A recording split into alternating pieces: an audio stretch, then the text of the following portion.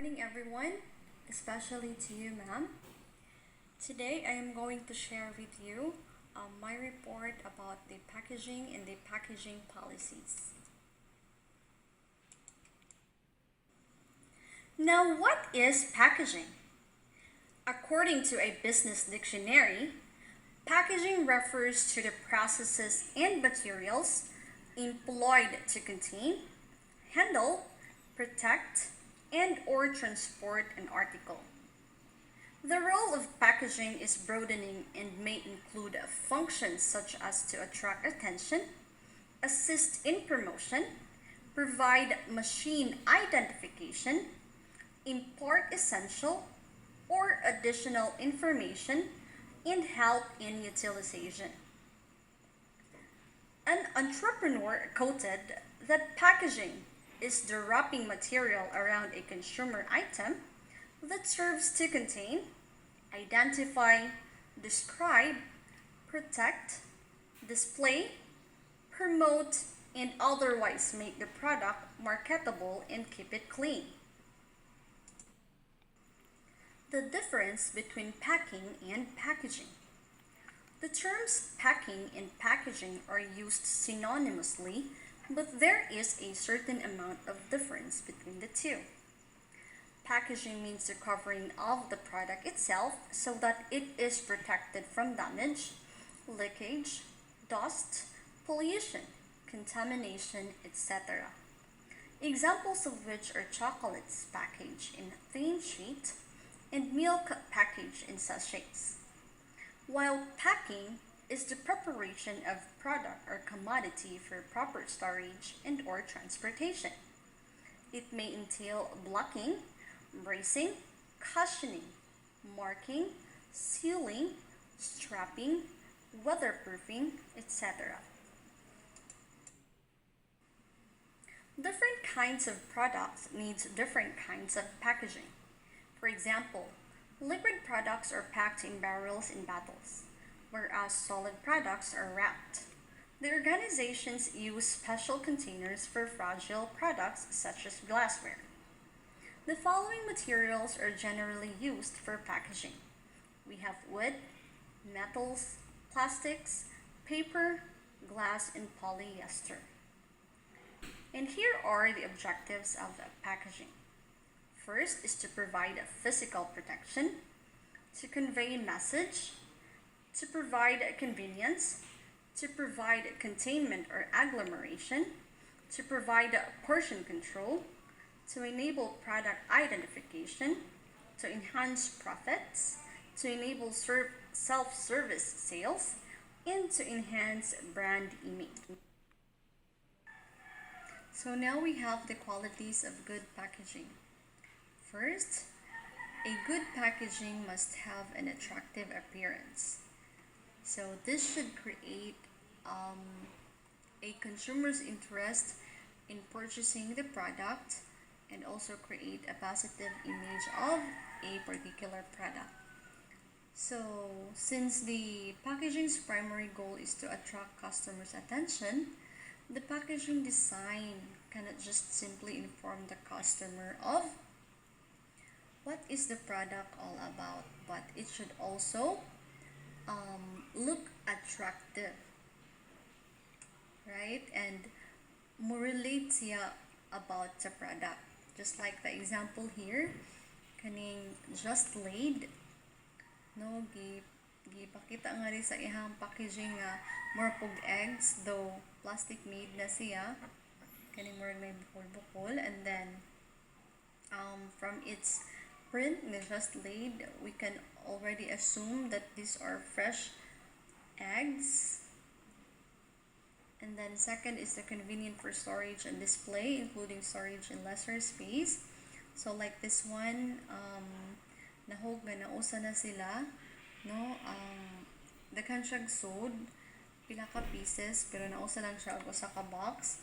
And it is convenient for storage because as you can see, durable ang iyang packaging, and then it's not that bulky, Third is the safety of goods, that is security or protection of goods from damage, spoilage, breakage, insects, rodents, etc. So again, as we can observe, the eggs here is or were really packed well because makita na to nga durable jud ang iyang packaging, and this is an ideal packaging for kaning kind of product eggs. And for the kaning uban nga nasod sa bottled products, let's also make sure nga naka-seal silang tanan. And then fourth is product description should be shown on package. I think this is one of the packaging policy na i-include or isuwat jud dito, i-display jud kung unsa about ang product, ang ihang composition, iyang ingredients, no, ing ana para ma-aware pud ang mga consumer. Then fifth is a good packaging must be recognizable, so package must be recognizable, like magdala siya sa name sa manufacturer, no, makakuan sila nga okay, this is a type of family packaging kay kaparehas lang sila ani, same manufacturer. And then with your packaging design, maka-identify po sila, maka-recognize po sila that for example na kay mga variation, so every variety sa imuhang product kanang mo differ sila through packaging para ma-identify. Sixth is the eye appeal of a package. So I think this is referring to the shape of your packaging,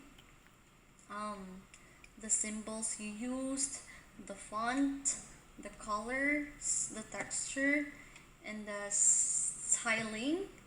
No, this will really creates how can I say, instant recognition and persuade a customer to make a quick buying decision. And then seventh is uniformity and consistency. So if you decided to produce this type of packaging, like a family type packaging, so may uniform nimo sila, though they have different flavors, for example sa juices, so atong ma-identify. And then we also need to be consistent with regards to our packaging design para di po sila maglibog, oy lain na po, so meaning lain na po ni content.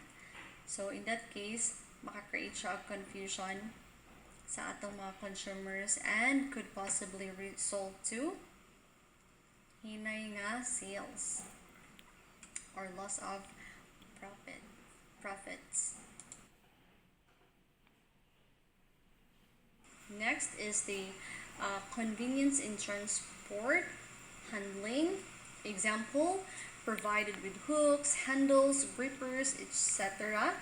So just like the example below, kaning Wilkins, di ba?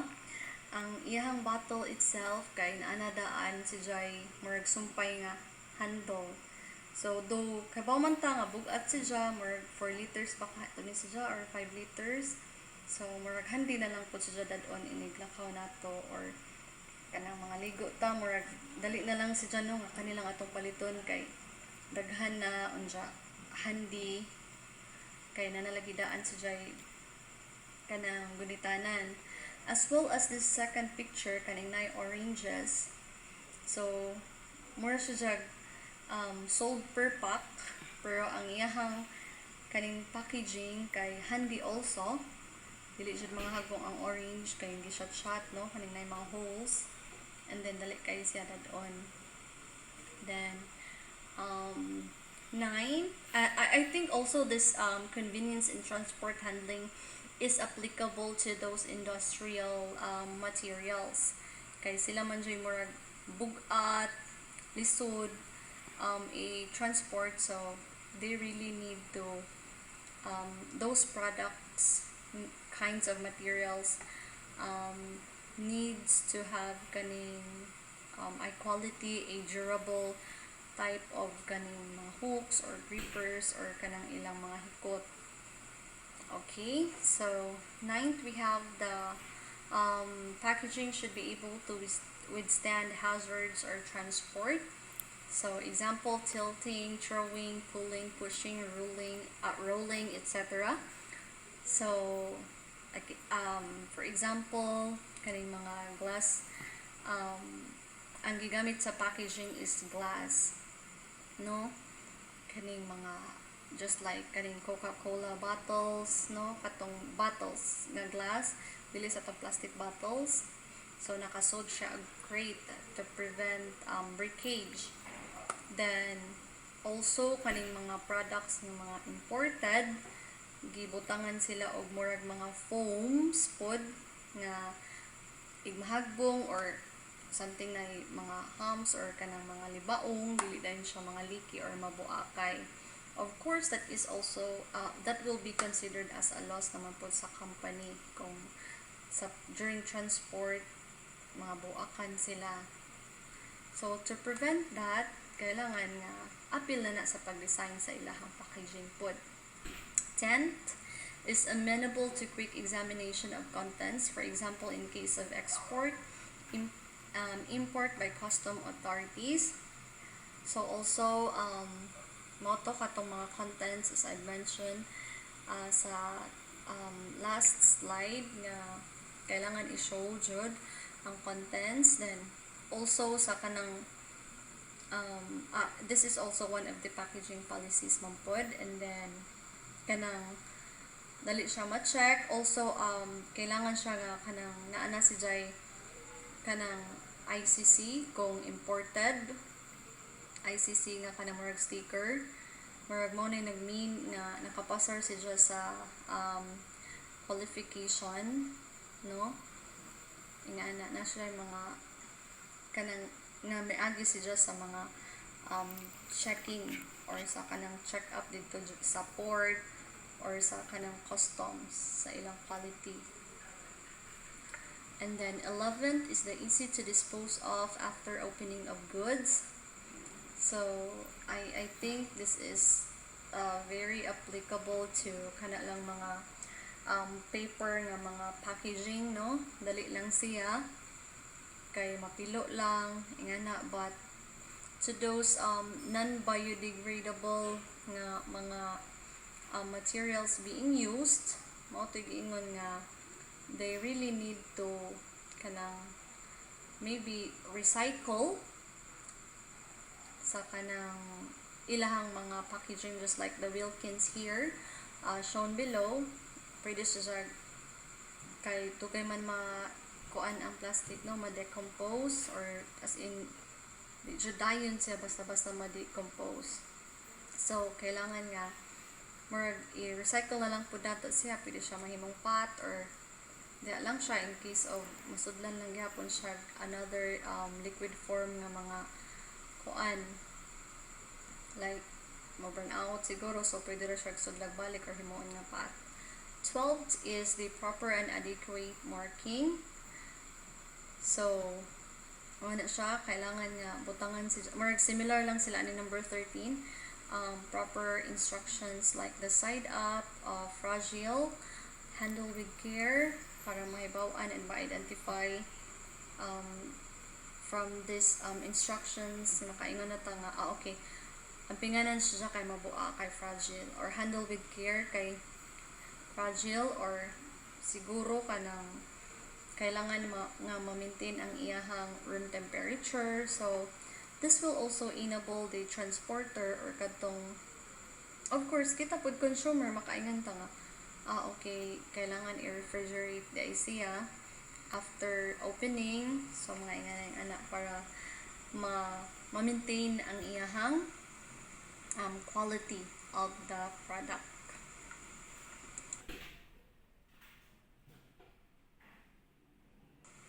So we have here the classifications of packaging. First, we have the family packaging, So a package of a particular manufacturer packed in an identical manner is known as a family packaging. The shape and color, the materials used for packaging will be similar for all the products in such cases. So just like example picture number 1 here, kaning na ay mga C2, the same ilahang bottle cap, the same ilahang design sa bottles. No, they use plastic bottles as a packaging for their product since their product is in liquid form or kaning mga juice. So they are very identical and they look really similar. And this is one indicator or an indication nga the same ang ilahang manufacturer, though lain-lain silang flavor, they comes in different flavor. But despite sa different flavors, they really look identical, no? And also, as we can observe, kaning nasa ubos ng mga packs, kay similar gihapon, design, materials being used, and the colors, no? Of course, same jud ni sila sa logo or sa labeling. Pero makaingon jud ta nga, okay, same ni siya nga manufacturer. Second is the reuse packaging. Packages that could be used for some other purposes after the goods have been consumed is known as a reuse packaging. So, yes, kaning for example, katong ganina nga mga plastic bottles, so ma-reuse siya kung atos, though other purpose na, dili na siya mahimong the same content sa katong iyang original nga product, pero at least marag magamit pa siya, no, marag ma-recycle pa na to. Pwede mahimong pot or container for another liquid form ng mga things. And then also I think kaning Coca-Cola na bottling bitaw or mga bottles nga kung mopalit ta sa ilaha, labi na kaning mga litro, mga botilya pa, di ba murag reuse packaging pod siya, no? Kaya nagmupalit ta, kailangan man ta magdagbasiyo. So in that case, I think that that could be considered as a reuse packaging as well to the manufacturers end. But as a consumer, mauto nga murag magamit nato sila sa lain nga pumaagi or recycle. Third is the multiple packing. So it is the practice of placing several units in one container, and this helps to introduce new products and increase sales. So please take a look at picture number 2, kaning na ay reads or ships ahoy kay marfita, no, diri sa ato. Then or siya nahog nga by bundles na siya, gibox set ka usap or daghan nagsud ng mga sachets or packets. So this one is, I think, a form of a sales promotion, but this is considered as a multiple packaging. Next is the transport packaging. So the product entering the trade needs to be packed well, enough to protect against loss or damage during handling, transport, and storage. For example, fiberboard, wooden crate, etc. So, kana sa dyan, no? And then, I have your example number 3, picture number 3. So, transporting a cake, no? So, in this case, it will be very convenient for us, consumer, if we are going to kanang bitbito na to ang cake with this box, kaya na siya handle, then fully covered pod siya, and then kanang kasagaran mga inganing cake boxes kay lig-on man jud pod, no. And then dili gyud po nato kalimtan nga from the packaging we also need to include its kanang product, kaning mga contents, no, para ma-identify gyapon nato og unsa siya.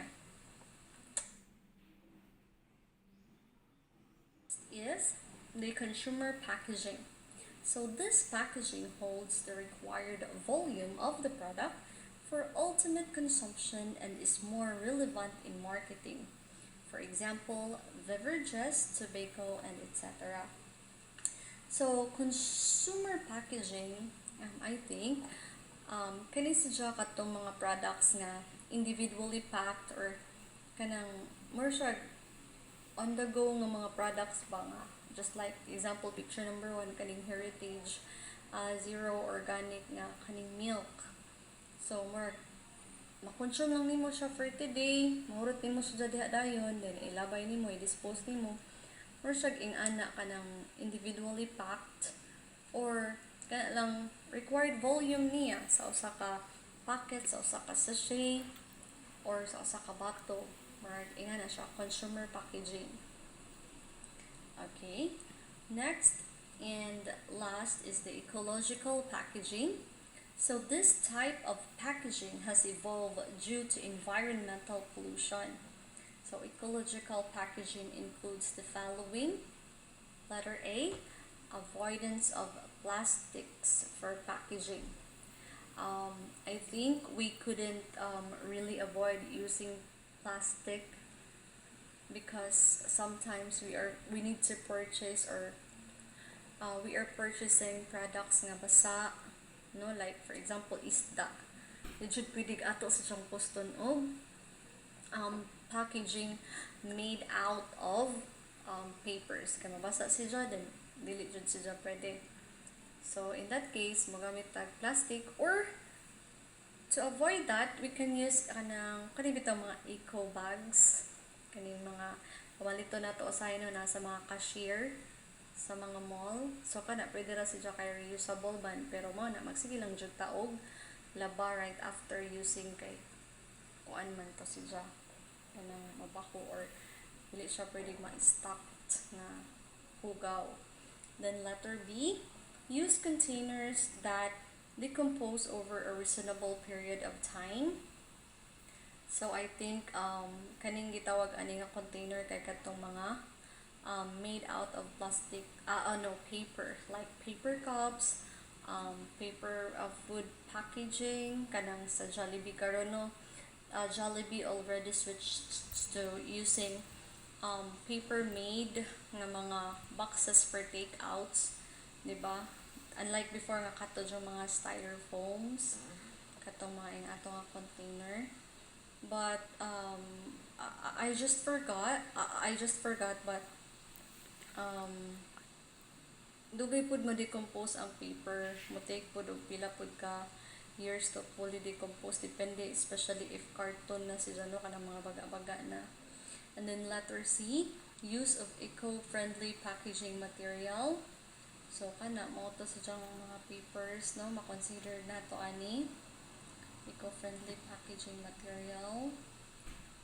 Then lagi pa sa unang panahon, if pwede pa lang kanang dahon lang gihapon sa saging ang sudlan for everything, but I think dili jud siya mahimo applicable for each and every situation, kay lagi pareha atong example sa isda. Pero pwede sa basket to katong isda or katong mga eco-friendly bags. And then we are going to have the use of lightweight packaging materials. So lightweight packaging materials kani gihapon siya no, kaning papel, kay lagi dali ra gihapon siya ma-decompose compared sa plastic. And then lightweight pod gaan samot kadali siya ma-decompose. Pero I think kailangan nga ato gihapon i-consider ang iyahang volume of the content. Kay what if bugat ang sod, then we are using this lightweight packaging material, then dili siya mo work, mabuslot lang ang ato ang packaging. So in that case dili siya applicable, magdepende lang gihapon. But I strongly recommend nga kato na lang yung eco bags no, or kanang washable bags bitaw atang gamiton if possible lang. Then if pwede ma-recycle, just like this Nike shoe box below, Pwede ba nato siya mahimong DIY nowadays? It's very common. So, pwede nato buhaton at least to lessen ang mga garbages, no? To be more environmental, eco-friendly. Okay.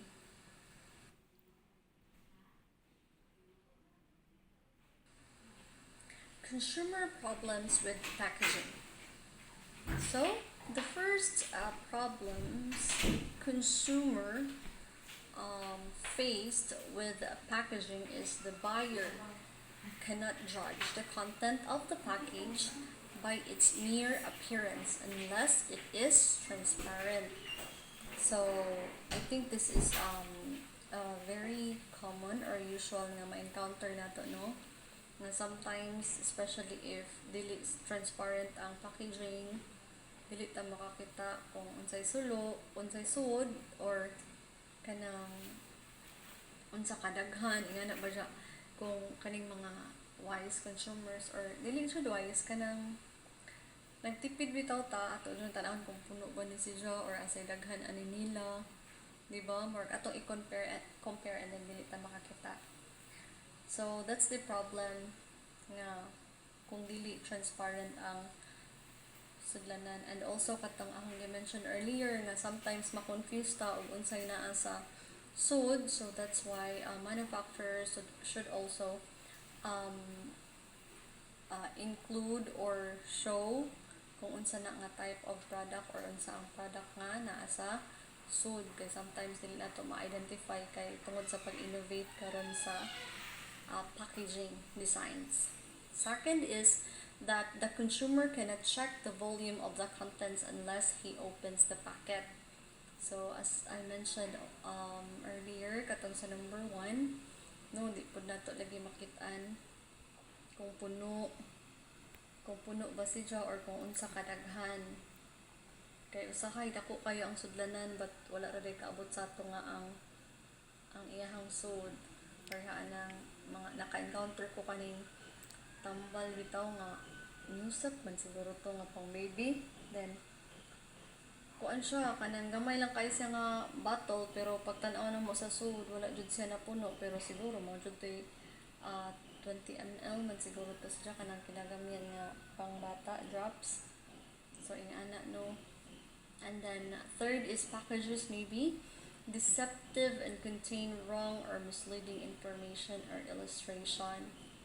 Yes, tinuod pud niya ato jud ni pong na-encounter, no, nga sometimes ang packaging nindot kaayo pero ang sud kay bati di ay, no.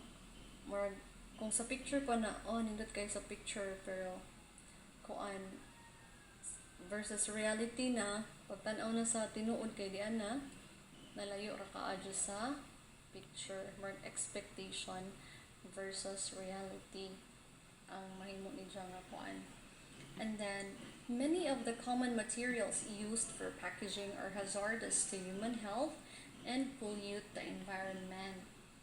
Yes, kasagaran man jud lagi kay made out of plastic. Number 1, mga nga kuan, number 1 contributor jud siya nga makapollute sa environment, and also ang iyang mga chemicals sa pagbuhat sa plastic, ang smoke dito sa factory nga gibuhat siya, no, maka-affect sa human health as well as the environment also. So ingana. And then here are the following points need to be taken into consideration while packaging. So we also have this consideration also. First is the cost of packaging. Cost of packaging, I've read kani siya kadtong kung pilay magasto nato sa pagbuhat or pag-design og usa ka packaging type, what materials are we going to use,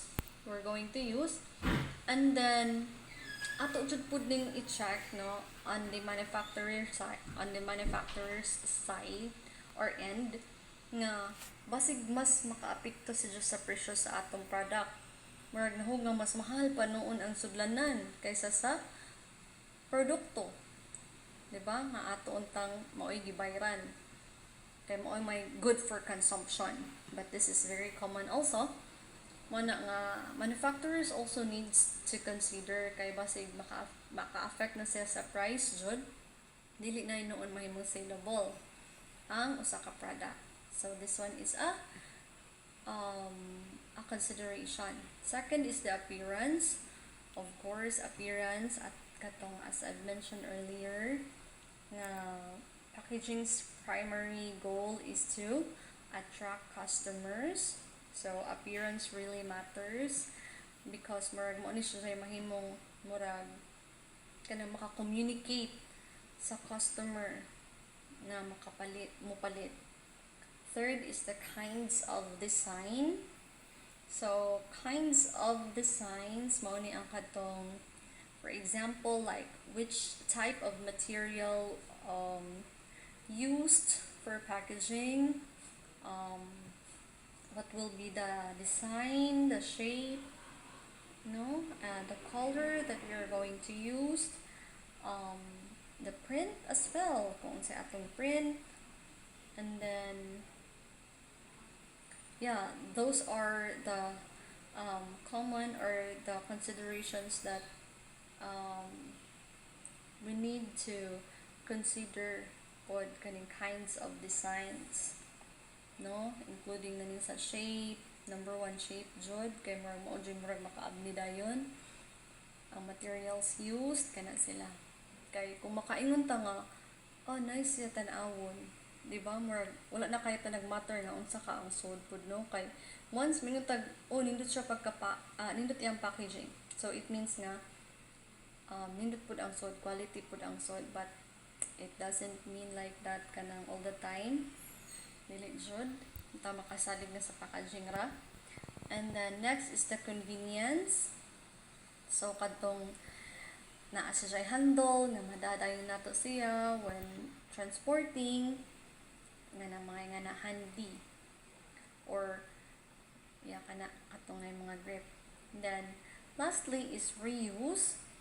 Kanang pwede pa nato magamit katong mga plastic containers, especially plastic containers, or katong mga glass jars, di ba? Pwede pa jud nato sila ma-reuse. So kato mga atong mga points to consider while packaging.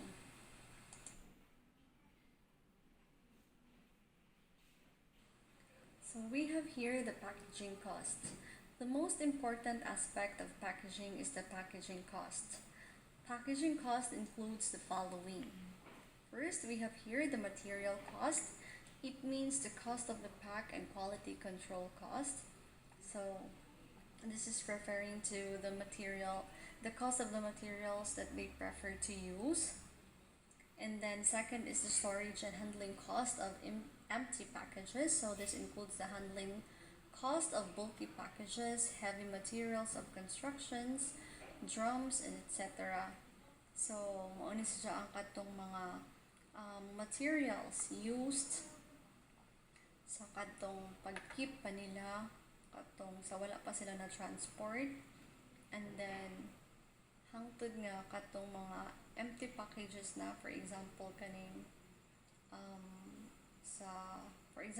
kaning Coca-Cola, I think makonsider siguro ni ani kay lagi as I mentioned katong manguha silang basiyo na to kamopalita. So another cost na pud ni siya sa pagbalik nato sa manufacturer. So this one also needs to be considered. Next is the packaging operation cost. This includes the cost involved in operations like cleaning the package, product filling, closing, labeling, unitizing, stenciling, handling cylindrical drums, etc. So kani ang mauni ang katong ang mga cost nga ma-include sa pagbuhat, sa printing, and sa pag-design sa kaning usa ka packaging. And then we have the storage of field packages. So this includes the cost incurred to shift the goods from one form of packaging to another. So for example, kung kanang sa katong consumer nga packaging na idea lang siya for consumption diha dayon or kanang usa-usa ra siya dili siya katong dinaghan. So kato lang nga packaging jud, but if mupalit sila og usa ka dinaghan or mo-order sila ing ato, di ba? Gawas sa katong packaging of the product itself, isod na pud sila og lain nga packaging para mausa sila. Or for example kanang cut, imbes kay usa lang siya ka buok, then mupalit siya usa ka dosena or usa ka 24 ka buok na ka dosena, masud na sa carton, and they are going to use the type of packaging kanang naagihapon sa ilahang logo or design na ilan gyapon nga ilaha gyapon pa nga product. Next, we have the transportation cost of filled packages. So this involves the transportation cost by sea, air, etc. So mao ni siya ang more shipping cost or shipping fee.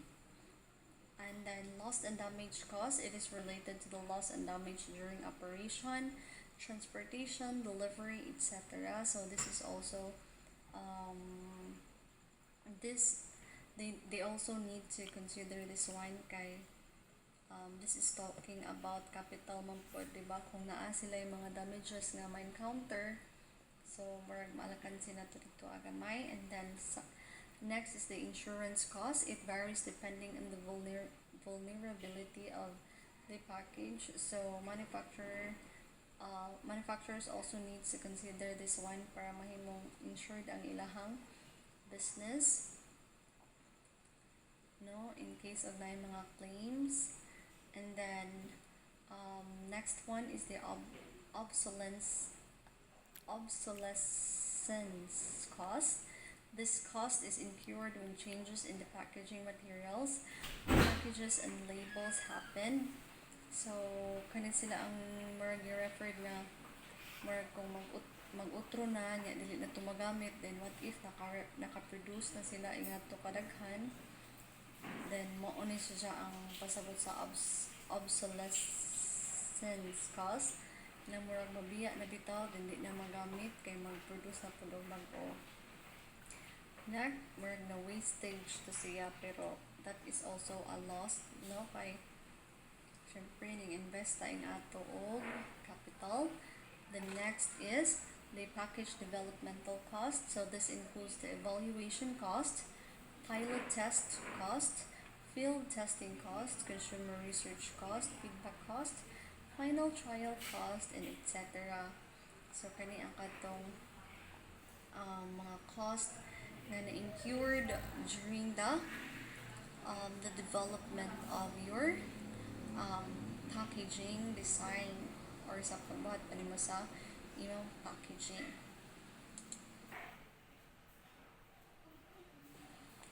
Next is the considerations for packaging decision, package design, package cost, package size, and package test. A decision taken in respect of packaging of a product is known as packaging decision.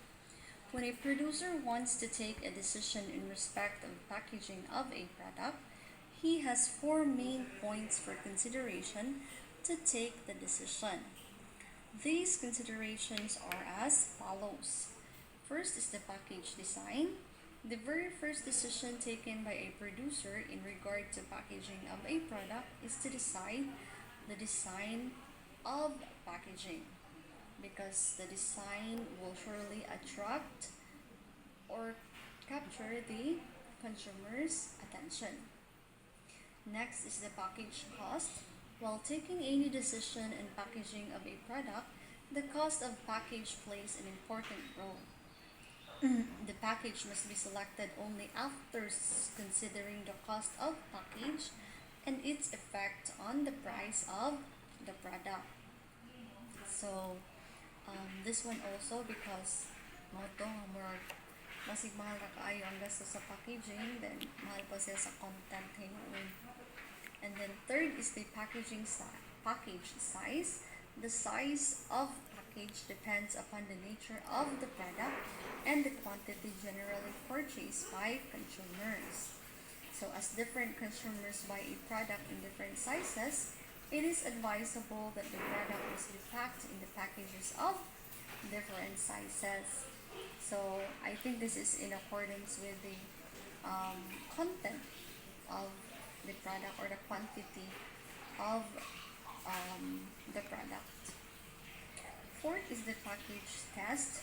When a package is decided for a product, the efforts are made to test it so that it may be assured that the package will meet the requirement of the consumers. So of course, they are going also to run a test para masituit nga ideal ang ilang na design na type of package, and the material they used is suitable for the particular type or kind or the nature of a product. And then these are the rules of packaging require the following information to be shown in the label.